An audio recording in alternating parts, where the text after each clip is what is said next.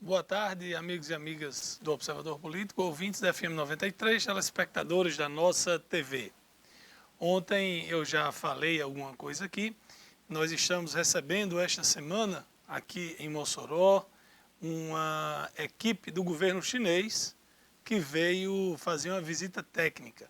Estão visitando as fazendas de melão aqui da região para ver se as normas técnicas internacionais exigidas para a importação de frutas para o mercado chinês estão sendo seguidas.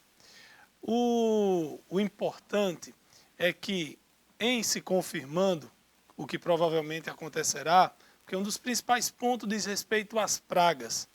A nossa região, Mossoró e nossa região aqui, é há pelo menos 30 anos considerado zona livre de praga do melão, da mosca do melão.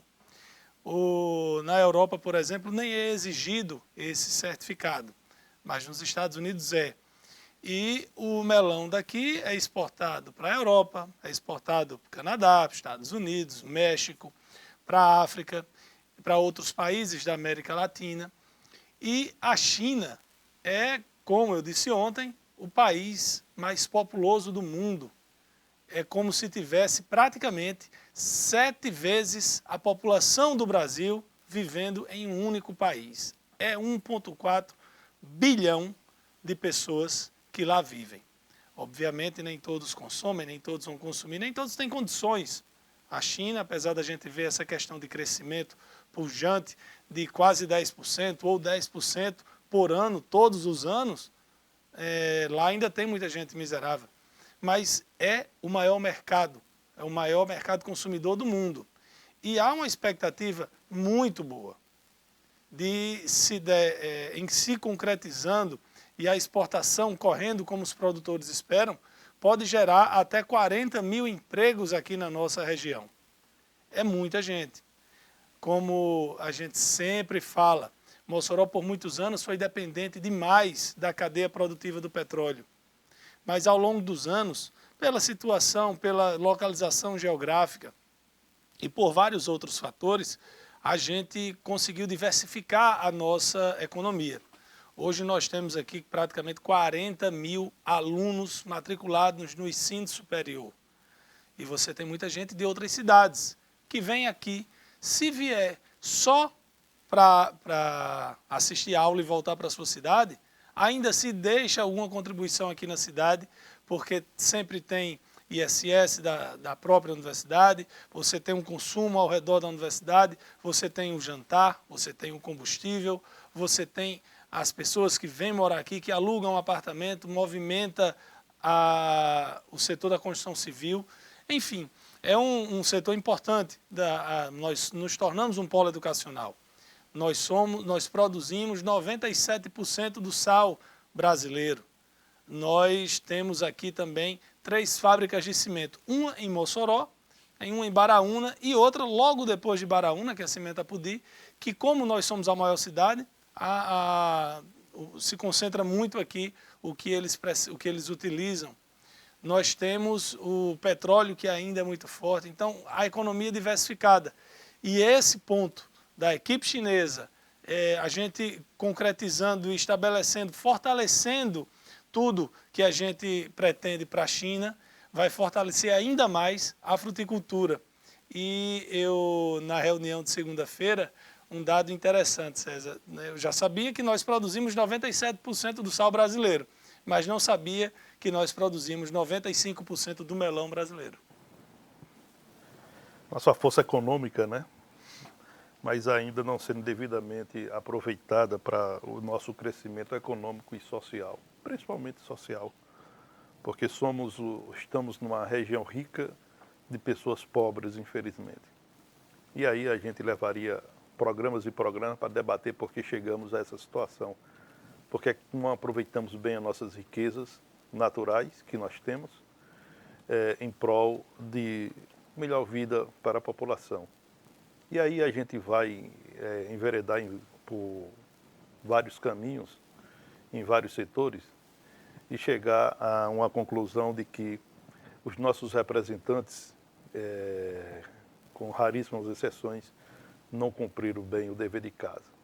Se a gente observar, por exemplo, o turismo, a gente fala muito do turismo, né, como meio que poderia ser um vetor econômico para a nossa região, e a gente acaba não aproveitando as nossas potencialidades.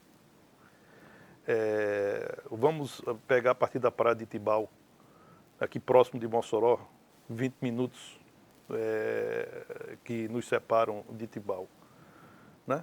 Temos uma autoestação, onde a Praia de Tibau recebe aí em torno de 100 mil visitantes, sem uma estrutura adequada para receber.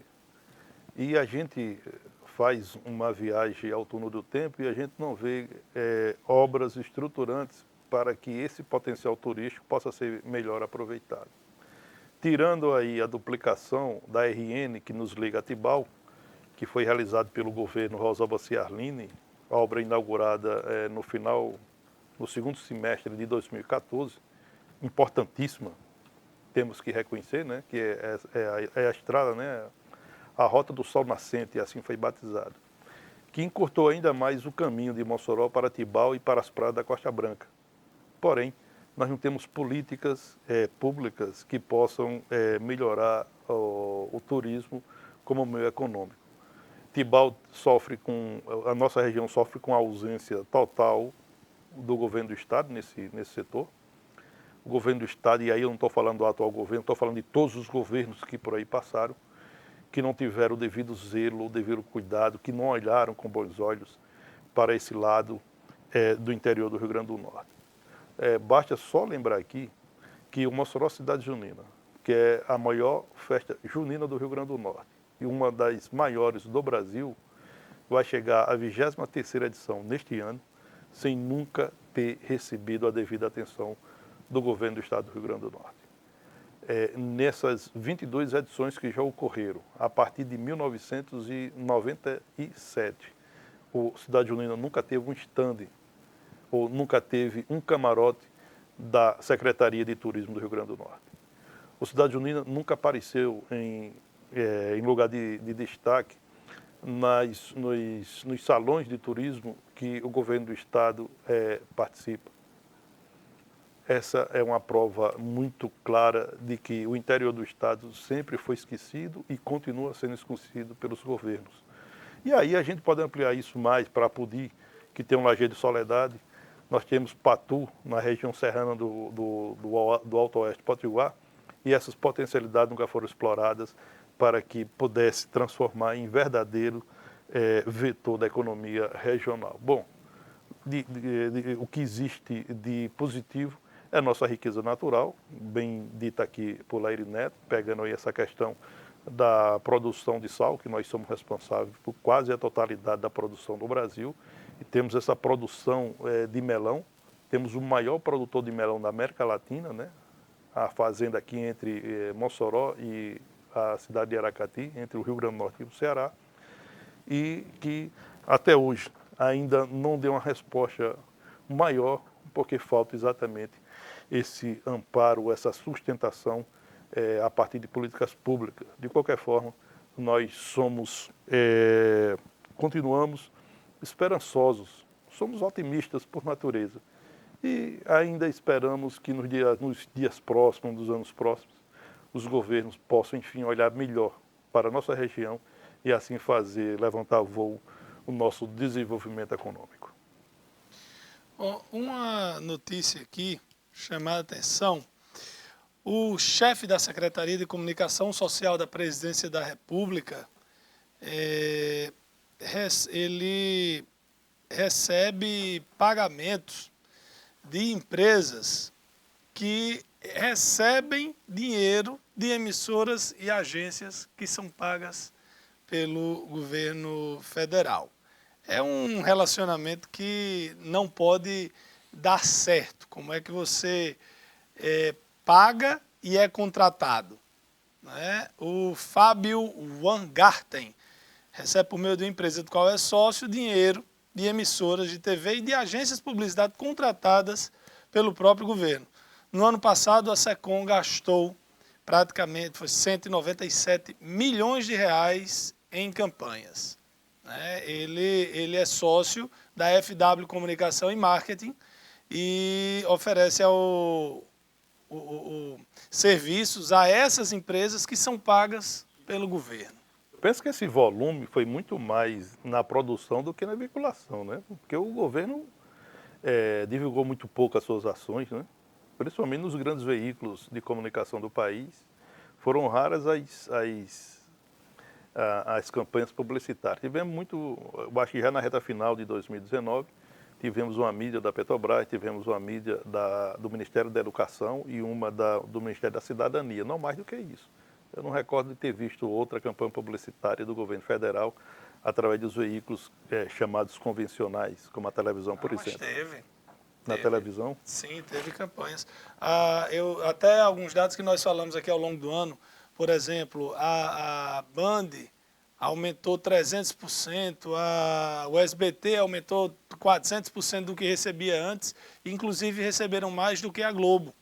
O que, quando a gente vai ver o market share, a participação de mercado de audiência, nós que trabalhamos com comunicação, nós sabemos, se eu quero que minha mensagem chegue, eu tenho que distribuir minha verba de acordo com a audiência, a não ser que seja uma coisa muito segmentada.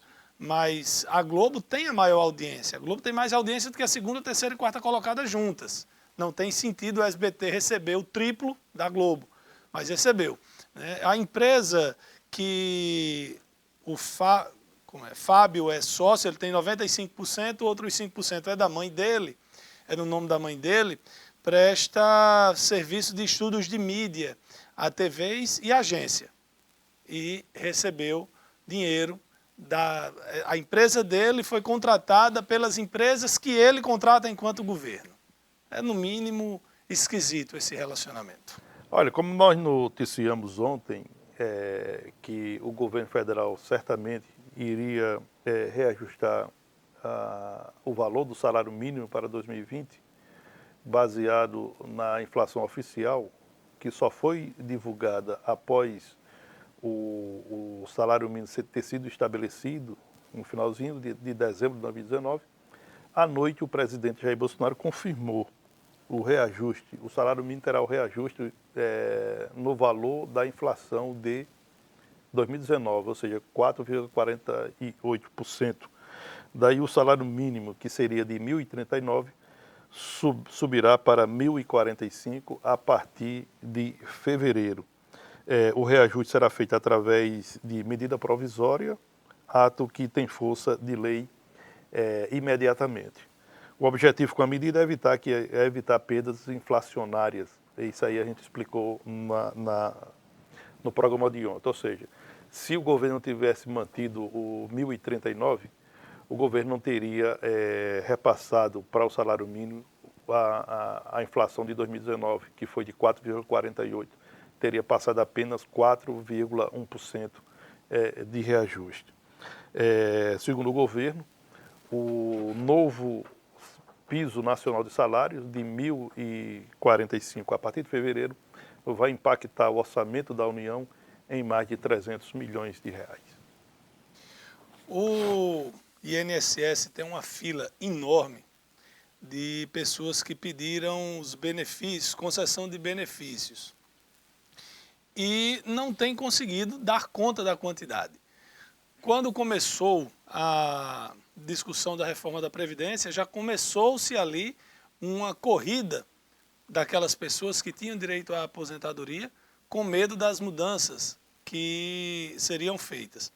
Mesmo com a reforma já terminada, pelo menos imagina-se que já tenha terminado, as pessoas ainda têm medo, então tem muita gente atrás. Uma das coisas que o governo pretende fazer para diminuir essa fila é convocar 7 mil militares da reserva para ir às agências auxiliar nesse trabalho. Eu imagino que não seja um trabalho muito técnico. Porque você não pode simplesmente pegar uma pessoa que é da reserva do Exército, botar para fazer uma análise de um pedido de benefício, por exemplo. Exatamente. Olha, falar nisso, Laíri Neto, o Rio Grande do Norte, e aí é preocupante essa notícia que eu vou dar agora, registrou no ano passado uma média de 140 aposentadorias de servidores estaduais ao longo dos 12 meses. Segundo dados divulgados pela Previdência, pelo Instituto da Previdência do Estado. O Estado tem 2.900 servidores inativos a mais do que ativos e o déficit previdenciário em 2019 ficou em quase 1,5 bilhão de reais. Ao longo dos 12 meses de 2019, o Instituto concedeu, o IPERN, concedeu 1.682 novas aposentadorias a servidores estaduais. Um número, e aí chama a atenção, que embora houve a correria em busca da aposentadoria por conta da reforma da Previdência, né, e a possibilidade de ter a reforma na Previdência estadual, esse número ficou menor do que em 2018, quando foram concedidos 2.480 novas aposentadorias. Veja o tamanho do problema. Em números reais, em números concretos, o rombo da aposentadoria só em 2019 foi de 1.410.883.723,26. Olha o tamanho do rombo da aposentadoria estadual. Hoje, nós temos mais servidores inativos do que servidores ativos. São 54.549 aposentados contra 51.608 ativos. Esse é um problema que a gente debateu aqui nessa bancada durante o ano de 2019 inteiro. Nós cobramos aqui de forma veemente que a governadora Fátima Bezerra apoiasse a reforma da Previdência da União. Por quê? Porque não há outra saída. A reforma é amarga, é impopular, tira benefícios, reduz benefícios, mas ela não tem como fugir de uma realidade que bate à porta do Rio Grande do Norte. O Rio Grande do Norte tem um rombo de mais de 50 bilhões de reais na sua Previdência. E esse é um problema que vai se arrastar anos para ser resolvido. Agora, para ser resolvido, é preciso dar o primeiro passo. O governo federal teve coragem, fez a reforma da Previdência. A governadora Fátima Bezerra optou pela política menor. Fez oposição à reforma da Previdência da União, afirmando que era perversa. E agora está aí o Rio Grande do Norte nessa situação. E agora ela vai ter que encaminhar a reforma da Previdência para a Assembleia Legislativa. E agora ela vai ter que enfrentar os servidores públicos. Talvez essa seja a fase menos complicada, mas vai ter que fazer. E eu digo mais. O Fátima Bezerra só vai fazer, o governo Fátima Bezerra só vai enfrentar uma reforma da Previdência, não pelo problema em si da Previdência Estadual, mas muito mais olhando para o plano Mansueto. Porque se não fizer a reforma da Previdência, o Estado do Rio Grande do Norte não vai se inserir no plano de recuperação fiscal que será promovido pelo governo federal através do Tesouro da União. Portanto, esse é um problema gravíssimo, um problema que vem se arrastando há anos, que só se resolve se tiver coragem de enfrentar. Chegou a hora, como diz a nossa gente matuta, chegou a hora da onça beber água. Ontem eu falei aqui da minha tristeza ao ver um deputado estadual lá de Santa Catarina dizendo ser contra aquela campanha Não é Não, que essa campanha Não é o seguinte: quando o homem chegar no carnaval assediando a mulher disser não, ele saia. Ela não quer, ela não lhe achou interessante. Não é não, beleza. Eu já fiquei chocado com aquilo. Pois de ontem para hoje eu fiquei mais chocado ainda, foi com um vídeo do cantor Vitor Chaves, aquele que fazia a dupla Vitor e Léo. Inclusive muita gente tira onda comigo por causa do cabelo grisalho, que ele também tem. Mas o que ele fez eu nunca faria e Deus me livre de qualquer pessoa próxima a mim fazer. Ele agrediu a mulher dele, violência física, a mulher grávida, e foi condenado a 18 dias em regime aberto. Ok.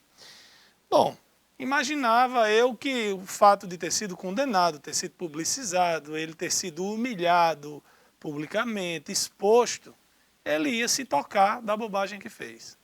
Pois ele fez pior. Ele gravou um vídeo fazendo um deboche, uma sátira, dizendo que não podia, ele mesmo fazendo o papel de entrevistador, de inquisitor, e faz piada com o que ele fez. Nojo de gente como esse homem aqui. Nojo. Eu acho que a ex-esposa dele foi agredida 2 vezes. Primeiro fisicamente e moralmente por ele e depois pela justiça. Uma pena de 18 dias de regime simples. O que é isso, regime simples? Ele está condenado a 18 dias, ele pode ir para todo canto. Ele vai curtir a vida do mesmo jeito. Privação. Não dá absolutamente nada. Mesmo assim ele recorreu. Mesmo assim ele recorreu da decisão, porque acha que não fez nada. E certamente a própria decisão da justiça favorece esse entendimento que esse cantor teve, que não fez absolutamente nada, que pode agredir, que pode humilhar e não acontecer absolutamente nada. É isso que ele pensa. E é isso que a justiça, com a sua decisão, eu diria, flácida, passou ao entendimento de gente dessa natureza. O presidente Jair Bolsonaro, se ele conseguir colocar isso aqui para frente, é um acerto, assim como a questão da taxação lá da energia solar, que a ANEEL queria impor, e o governo pressionou e se movimentou e conseguiu impedir, está querendo revogar uma decisão da ANP que proíbe a venda direta de combustível dos produtores até os postos de gasolina. A norma da ANP obriga a passagem pelas distribuidoras. É como, fazendo uma alusão, por exemplo, à fruta. É como se eu não pudesse comprar direto ao produtor. Eu fosse obrigado a comprar a um distribuidor, que obviamente está ganhando dele. Então está saindo mais caro para mim. Se eu comprasse direto do produtor, eu compraria mais barato, porque não teria alguém já ganhando, tendo lucro em cima. Então o presidente Jair Bolsonaro disse hoje que está discutindo a possibilidade de revogação dessa medida, e ele diz o seguinte: as agências reguladoras são importantes, autônomas, mas não soberanas. Bom, as agências vão de acordo com o que a lei permite. O presidente se reúne hoje com o ministro Bento Albuquerque das Minas e Energia e acredito que pode ser dada uma solução parecida com a que foi dada com a taxação para a energia solar. O Congresso vota uma lei que vai impedir que a ANP obrigue a figura do distribuidor. Olha, boa notícia, né, que vem para o Rio Grande do Norte, e um estado que vive um cenário de violência absurda, né? Lembrar que Mossoró, por exemplo, a segunda maior cidade do Rio Grande do Norte, em 2019 teve mais de 220 assassinatos. Tivemos em todo o Rio Grande do Norte mais de 37 mil carros roubados, um sem número de assaltos, de roubos, de furtos. E aí a notícia a notícia interessante está no Diário Oficial da União, edição desta terça-feira, dia 14. O que é? O Ministério da Justiça e Segurança Pública está firmando uma parceria com a Polícia Federal para ações de combate à criminalidade no nosso estado. A iniciativa prevê o fortalecimento da participação das forças policiais no Centro Integrado de Comando e Controle Nacional, órgão que gerencia as ações da União para a Segurança Pública. O documento é assinado pelo ministro Sérgio Moro e estipula a disponibilidade do emprego da Secretaria de Operações Integradas, o CEOP, entidade ligada ao Ministério da Justiça e da Segurança Pública, em apoio à Superintendência Regional da Polícia Federal no Rio Grande do Norte. O objetivo da medida é permitir maior integração e troca de informações entre os dois órgãos de segurança pública. No Rio Grande do Norte, segundo o Ministério da Justiça, será designado um gerente de operações local para desempenhar as atribuições para a integração do Estado no Centro Integrado de Comando e Controle Nacional. Olha, isso é um reforço importantíssimo. Importantíssimo mesmo, porque a partir desse trabalho a gente pode imaginar uma integração maior das forças de segurança. Evidentemente que essa parceria é firmada entre o Ministério da Segurança Pública e a Polícia Federal, porém tem ações integradas do Ministério da Justiça com a Secretaria de Segurança do Estado. Agora mesmo o Rio Grande do Norte vai receber mais viaturas, mais equipamentos, vai receber mais recursos para qualificar os policiais, exatamente numa ação conjunta de combate à criminalidade. O Rio Grande do Norte precisa, é um dos estados mais inseguros do país. A gente noticiou aqui no Observador Político a operação autorizada pelo STJ, que culminou na prisão de servidores e pessoas ligadas a desembargadores do TJ da Bahia. E agora foi divulgado pela Polícia Federal que nas escutas autorizadas pela Justiça, realizadas entre março e novembro do ano passado, descobriram outros crimes além dos que estavam investigando. Os crimes que estavam sendo investigados eram a respeito de uma quadrilha formada por juízes, desembargadores e outras pessoas para grilagem de terra. No caso, o Tribunal de Justiça mandava lá para a comarca da terra que eles queriam pegar um juiz dentro do esquema, o juiz dava canetada e quem era dono da terra perdia e quem estava fazendo a grilagem lá ganhava. Isso movimentou milhões. Teve desembargador movimentando mais de 20 milhões em suas contas. E a investigação mostrou nepotismo cruzado e, acreditem, até furto de medalha comemorativa confeccionadas, contratadas pelo TJ. Meu Deus. Esse esquema da Bahia, inclusive, conforme as investigações da Polícia Federal... Teve como é o cara que foi presidente da CBF, que depois foi preso, que tem uma imagem que mostra que ele roubou uma medalha no Campeonato Paulista. Eu não recordo, mas teve essa participação, teve essa presepada aí. Mas eu digo que esse esquema da Bahia, que teve terras, né? Um esquema o que usava terras para deixar desembargadores e outras autoridades mais ricas, utilizou um agricultor. Esse agricultor ele saiu de uma condição de homem simples para o maior proprietário de terra no estado da Bahia. É uma infinidade de terra, né? E essas terras foram tomadas dos seus donos com o devido aval de desembargadores, de juízes e desembargadores. Como era que funcionava?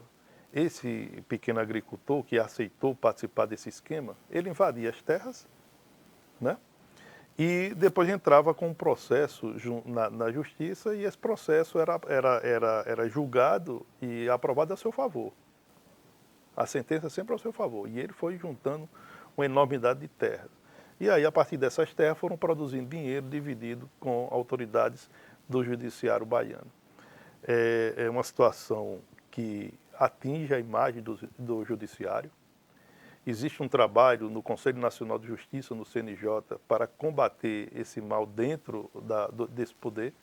Porém, a cada dia aparecem mais coisas mostrando que o homem, não na sua totalidade, mas numa grande parcela, não está preparado para assumir o poder. Transforma esse poder em benefício próprio ou procura, assim, atuar. Aqui a turma que está acompanhando pelo Facebook, Júnior Paiva, Luísa Roldão e nosso companheiro de todo dia, Enoque. Enoque pergunta a nossa opinião sobre a solução, né, a sugestão dada pelo presidente da República em pedir para os estados baixarem os impostos para a redução da gasolina. O governo do RN se posicionou a favor dessa solução. Enoque, até onde eu sei, nenhum governador se posicionou a favor. Nenhum. Eu acho que a gente paga quase 100% de imposto em cima da gasolina. O governo federal pode reduzir o imposto dele. do governo federal. Não tem para que fazer caridade com chapéu alheio. E outra coisa, na divisão dos impostos no Brasil, vamos dizer que eu vou procurar aqui, ver se eu localizo, mas o governo federal fica com mais de 70% de tudo que é arrecadado no Brasil. Os municípios ficam com 11%. Então, quem come a fatia bem maior ou o bolo quase todo é o governo federal, ele pode diminuir lá. Esse avanço ele aconteceu principalmente na primeira década dos anos 2000, onde o governo foi dando uma mordida maior no bolo e ficando com a fatia maior, cada vez maior. Na época se comentou, e inclusive eu fiz comentários sobre isso na minha coluna diária no Jornal de Fato, que a ideia era deixar os gestores estaduais e municipais de pires nas mãos, ou dependente do Palácio do Planalto. E assim aconteceu, né? O que a gente vê nesse momento e numa possibilidade positiva é o Pacto Federativo, né? É sair esse plano Mansueto, é sair o novo Fundeb, né? Também uma mudança no FPE e no FPM para fazer uma maior distribuição da receita nacional com estados e municípios. Do contrário, os governadores e os prefeitos vão continuar de pires na mão, numa dependência de Brasília, coisa que não é bom para estados e municípios e, por consequência, para a população. Eu não estou localizando aqui, mas se alguém estiver nos acompanhando, pode mandar aqui pelo Twitter, pelo WhatsApp, pelo Facebook. Mas eu localizei aqui uma entrevista com o então candidato Eduardo Campos em 2014, onde ele dizia que a União ficava com 60% de todos os impostos. E ele fazia até uma crítica. O governo arrecada 60% dos impostos gerais no Brasil. E os gastos com segurança no Brasil, apenas 15% é da União. O restante é bancado por estados e municípios, principalmente pelos estados que bancam aí as polícias militares e civis. Mas era 60% lá em 2014. Se alguém tiver um dado atualizado, pode nos passar aí, por favor. Ora, para o cidadão ter uma ideia, mais ou menos uma ideia do que é isso, um pedaço do ICMS dos estados vai para o Fundeb, né? E depois é devolvido como verba carimbada para a educação, né? Tanto que quando houve aquele debate, aquela discussão em torno do PROED, né, ainda tinha mais esse prejuízo para os gestores municipais, né? Porque incidia na fatia que é levada pelo governo federal para o Fundeb. Então, é uma situação delicada dos gestores municipais e dos gestores estaduais. Quem mais sofre com essa situação são os prefeitos. Por quê? Porque o primeiro grito do cidadão é na porta da prefeitura. A primeira porta que o cidadão necessitado bate é da prefeitura. Nos municípios onde as pessoas procuram se valer para resolver os seus problemas, seja na saúde, seja na educação, seja nos seus índices sociais. E os prefeitos, na sua maioria, principalmente de cidades de menor porte, ficam de mãos atadas e não têm o que fazer. De melhor sorte, eles conseguem pagar salário dos servidores. Mas não sobra recurso para investir em obras de infraestrutura, para investir em saúde, para investir em educação. Qual a consequência disso? As cidades de maiores portes sofrem o soco dos municípios menores. Por exemplo, o Mossoró acaba absorvendo a demanda da saúde dos municípios da região. Temos 3 UPAs. Essas UPAs, a do Alto São Manuel, Santo Antônio e Belo Horizonte, essas UPAs recebem pacientes de municípios vizinhos. O Hospital Regional Tarcísio Maia, que foi construído para receber pacientes de Mossoró e de 5 ou 6 municípios ao entorno da nossa cidade, recebe pelo menos pacientes de uma região de mais de 1 milhão de habitantes.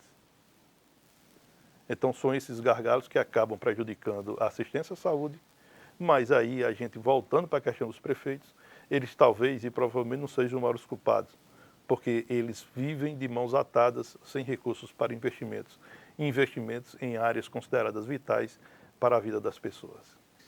Bom, o presidente do Supremo Tribunal Federal, Dias Toffoli, ele voltou atrás de uma decisão e autorizou o DPVAT mais barato.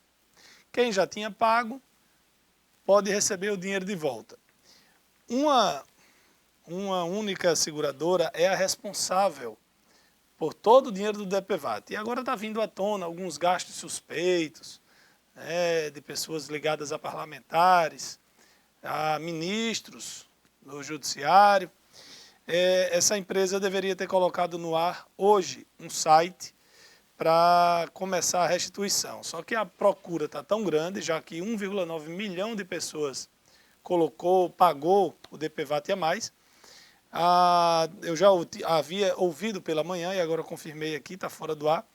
Mas o site, ele vai ao ar, né? Talvez hoje pela grande procura, mas esse pedido de restituição pode ser feito a qualquer tempo, pode ser feito daqui a 6 meses.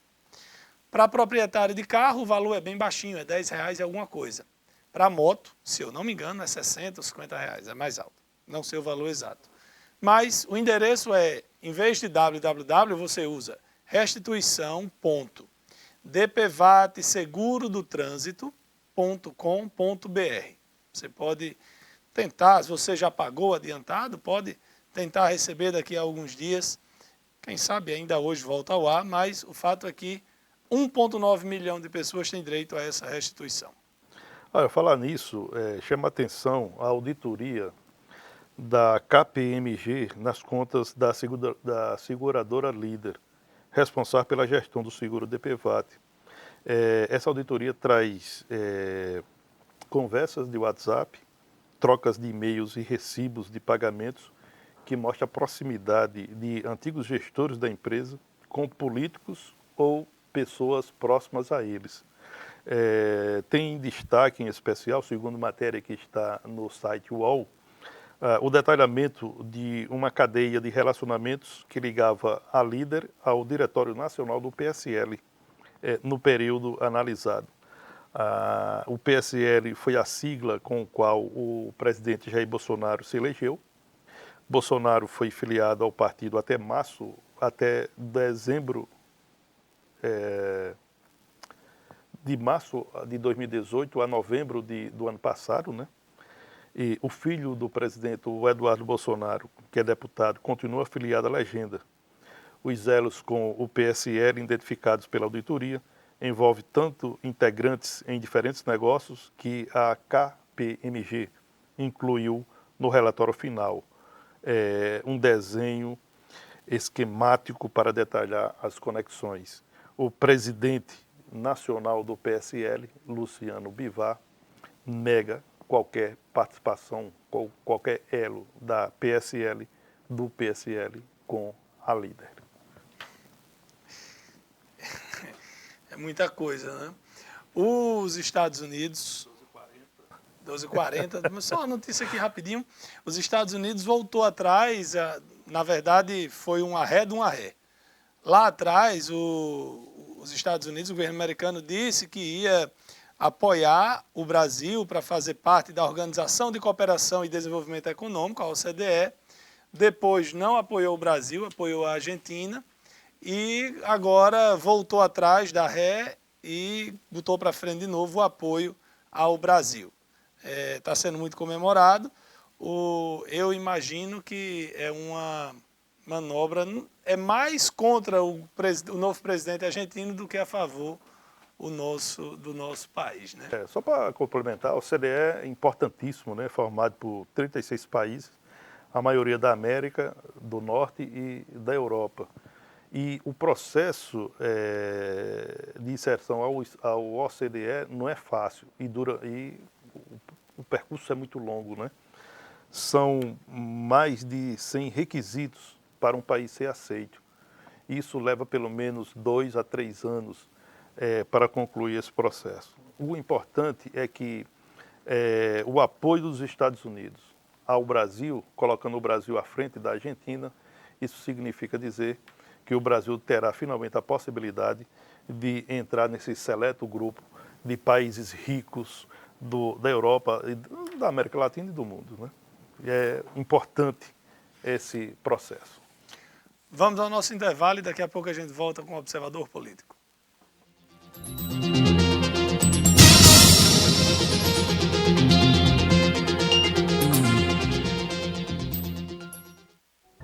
O tempo traz confiança. Confiança é o que resume o Cassim com todos os clientes. Sentimento de cuidado construído ao longo desses 30 anos, presente em cada detalhe. Confiança que se fortalece na agilidade dos serviços, nos diagnósticos precisos e nos exames realizados com dedicação.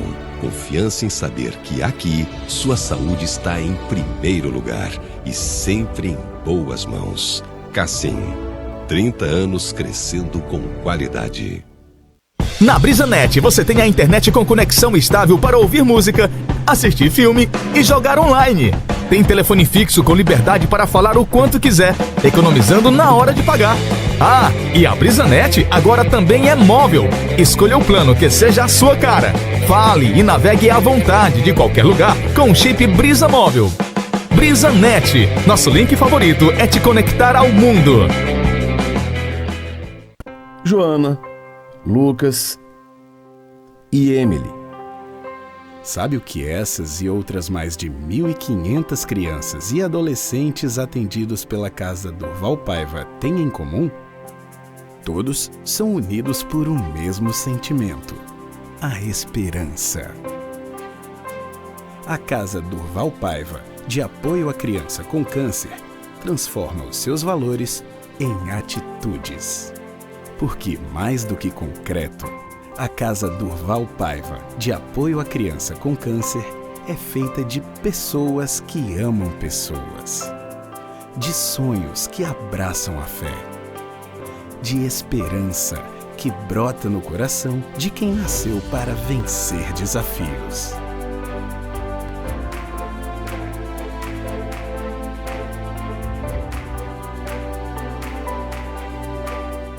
Olá pessoal, eu sou Valdo Souza. Estou todos os sábados a partir das 2 da tarde aqui na nossa TV. Muita alegria, entretenimento, humor. Vem com a gente! Oferecimento Miranda Estofados, a loja da fábrica. Há 17 anos, a TCM Telecom está conectando você ao mundo, sempre oferecendo mais facilidade, mais economia com preço justo, muito mais sinal de internet, TV e suporte local. Em comemoração ao nosso 17º aniversário, assine qualquer pacote e pague apenas R$ 17 no primeiro mês. A TCM tem o pacote ideal para você. Aniversário TCM Telecom, 17 anos, sempre à frente com você. Voltar às aulas é se reconectar com o seu futuro. Só na Livraria Independência você encontra todo o material escolar pelo menor preço e a maior variedade de produtos com incríveis inovações para sua volta em alto estilo. Mochila com carrinho, só R$ 69,90. Tudo em até 12 vezes sem juros. Ou à vista com 20% de desconto. E você ainda concorre a uma Honda Pop 0 km. Diga presente ao seu futuro. Volta às aulas, Livraria Independência. As lojas Mister Capas, sempre com grandes promoções para você. Capas, películas e acessórios para o seu celular ou tablet. Além de uma variedade gigantesca de produtos e agora também com celulares em até 10 vezes sem juros. E baterias originais com 1 ano de garantia. Carregadores por apenas R$ 9,99. Fones de ouvido apenas R$ 9,99. Cabos USB apenas R$ 5,99. Capas para tablets apenas R$ 9,99. Venha conhecer o Paredão Mister Capas, vizinho à loja da Augusto Severo, com capas a partir de R$ 2,99. Lojas Mister Capas, a maior do estado.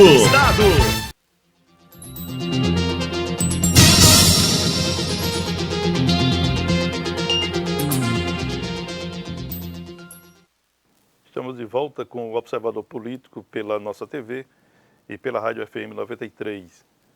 Olha, hoje estava marcado para o primeiro expediente do dia, né, a audiência do governo do Estado com o Fórum Estadual dos Servidores. Temos aqui buscado algumas informações, mas até agora não tem informações precisas em relação a esse encontro, que estava previsto para ter início por volta de 9h30, 10 horas da manhã. A pauta é a pauta de sempre, a mesma pauta de 2019. Calendário de pagamento dos salários e calendário de pagamento de salários atrasados. Também havia uma previsão de que o governo poderia apresentar ou deveria apresentar a proposta completa de reforma da Previdência estadual.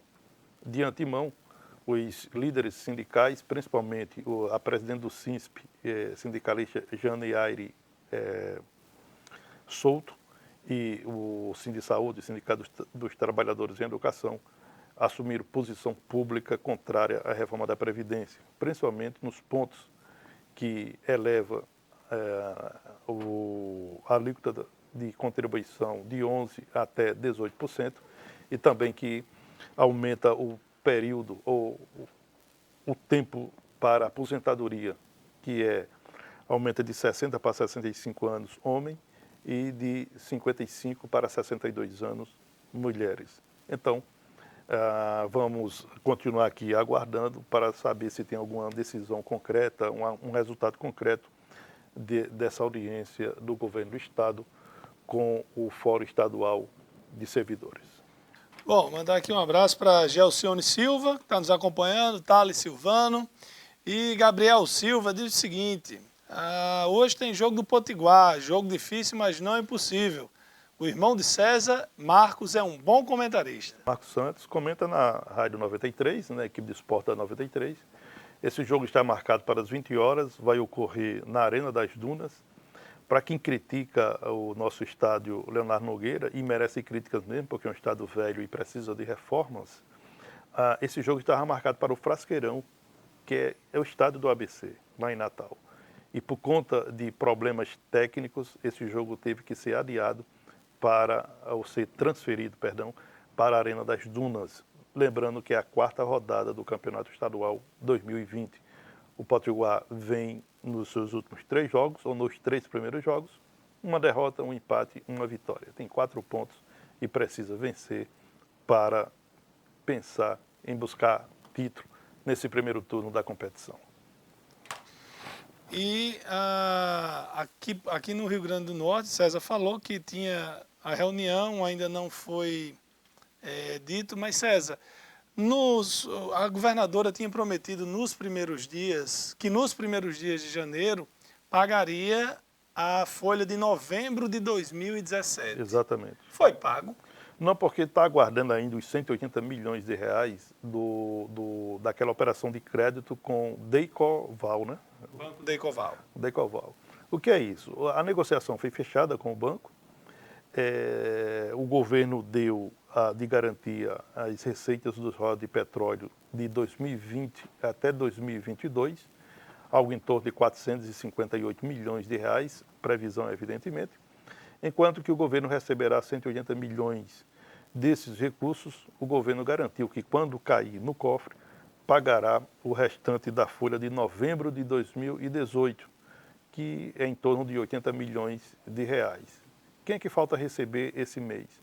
Servidores que ganham acima de 5 mil reais. O governo do estado ainda não pagou.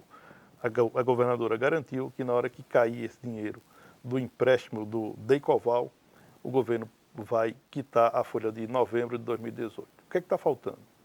O que está faltando é que o governo estava fichado,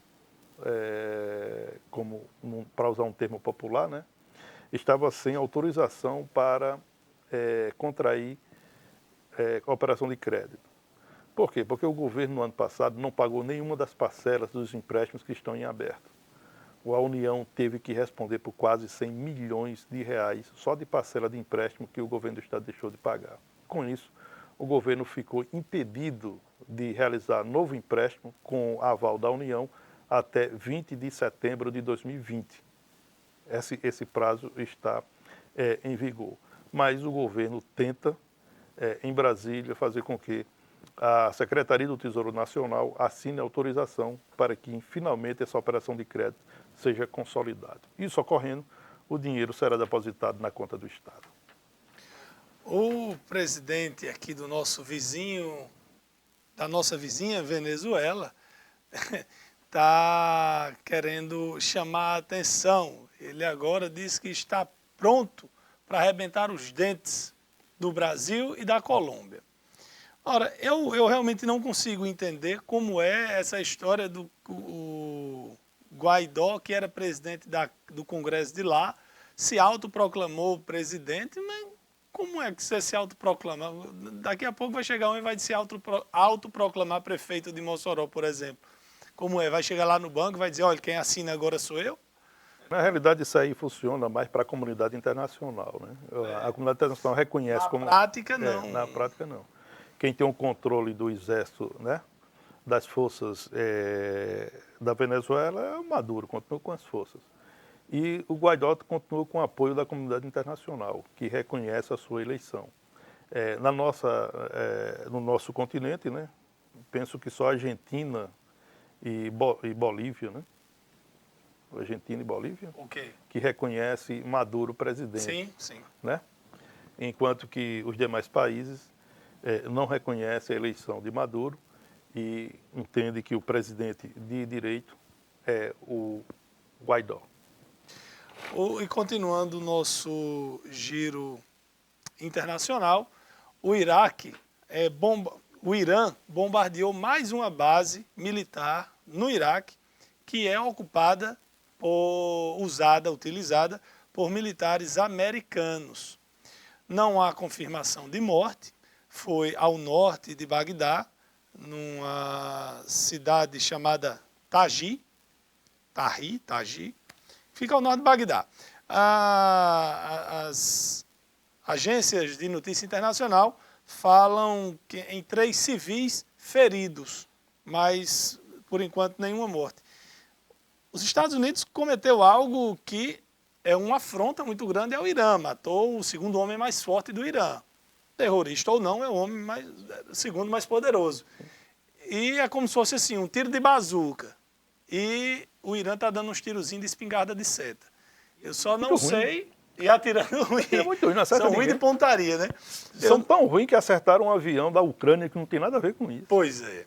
E interessante, lá no sistema político no Irã, tem o líder supremo religioso que manda no governo civil. O governo que é eleito pelo povo do Irã, ele está subordinado ao comando do líder supremo religioso, que é o Khamenei, que está no poder desde 89.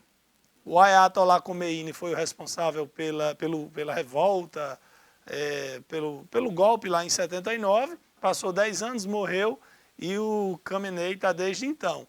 E está havendo muito protesto no Irã pedindo a renúncia dele pelo fato de ele ter mentido. Por quê? Mentir é pecado. Como é que ele é um líder supremo religioso e ele mente? Qual foi a mentira? Nos primeiros momentos, o Irã, na expectativa de conseguir esconder que haviam abatido um avião comercial com 176 pessoas dentro, dentre as quais muitos cidadãos canadenses e iranianos, na expectativa de conseguir esconder isso, eles disseram, não, a gente não sabe o que foi não, caiu aí. Só que as evidências, os vídeos foram aparecendo e eles tiveram que dizer, não, realmente a gente já sabia, foi abatido por engano, né? Tudo bem, estava numa tensão danada, fazia 4 horas que tinham disparado aqueles mísseis contra o Iraque, ok, mas a revolta do povo iraniano, lá, dos estudantes principalmente, não é pelo fato de terem derrubado, é pelo fato do líder supremo religioso ter mentido. E pode ser que dê algum problema, mas lá a repressão é tão forte e tão braba que não sei. Olha, na reta final do programa, só uma passada rápida com notícia política de Mossoró, é que surgiu mais um partido para ir para o tabuleiro das eleições municipais. o DC, Democracia Cristã. Esse partido está sendo organizado em Mossoró pelos líderes comunitários Novinho, do Alto Xerém, e Ronaldo Pereira. Eu conversei com os dois e eles estão muito empolgados em relação à disputa proporcional. Segundo eles, o DC vai conseguir construir uma nominata capaz de eleger pelo menos 2 vereadores nas eleições desse ano. E já tem nomes confirmados, nomes já conhecidos do eleitor, né? Como João Batista Rocha, o Dão, que é irmão do saudoso Chico da Prefeitura, né? Ex-vereador de 5 mandatos. Tem também o goleiro Érico, o ex-goleiro Érico, que jogou no Potiguar, no Baraunas, é figura bastante popular na cidade de Mossoró. Gênio do Félix, também outra liderança comunitária conhecida de Mossoró. Esses nomes estão na lista de mais de 10 pré-candidatos a vereador. No dia 27 deste mês, o DC municipal fará o seu encontro numa casa de buffet aqui no bairro Nova Betânia para se apresentar ao grande público. Novinho e Ronaldo Pereira me informaram que vão convidar todos os representantes de partidos de Mossoró, de governo, de oposição, para apresentar a linha política que eles pretendem imprimir nas eleições desse ano. Em relação à disputa majoritária, o Democracia Cristã não tem ainda uma definição se vai com candidatura própria ou se apoiará um dos nomes que serão colocados à Prefeitura de Mossoró. De qualquer forma, é uma nova opção que o eleitor vai ter. Devem apoiar a prefeita Rosalba, né? Ronaldo e Novinho, né? Diretor da Cobal. Sim, diretor da Cobal. E o Novinho Praxedes, historicamente, né, ele construiu a sua caminhada como líder comunitário, acompanhando o grupo da atual prefeita de Mossoró, Rosalba Ciarline. Pois é, estamos chegando aqui ao final. O presidente Jair Bolsonaro deve incluir um assunto na reunião que tem com o ministro das Minas e Energias. Subsídio na conta de luz das igrejas. Igreja já não paga imposto, né? Aí agora o presidente da República quer subsidiar, ou seja, quer que o governo pague pela luz dos templos religiosos. Eu, particularmente, sou contra. Do templo que eu frequento ou de qualquer outro. Acho que já é demais não pagar absolutamente nada de imposto, quando a gente sabe que tem igrejas, não são todas, mas que são verdadeiros bancos, por onde circulam milhões de reais. Né? Então, acho que aí... Isso é a fortuna, né, do bispo Edir Macedo. Fez fortuna com a sua Igreja Universal. Né? Eu, particularmente, sou contra. E repito, de qualquer igreja, inclusive da que eu frequento. Não tenho dificuldade com isso. Eu acho que já é demais. Bom, chegando aqui ao final do programa e diante de críticas que já fizeram em torno do comportamento do presidente Jair Bolsonaro em relação ao presidente Donald Trump dos Estados Unidos, né, que agora veio com esse agrado e colocou os Estados Unidos como o maior apoiador do Brasil para entrar no OCDE, aí eu me lembrei e trouxe para cá uma frase de Gandhi, que fala sobre governos e governantes.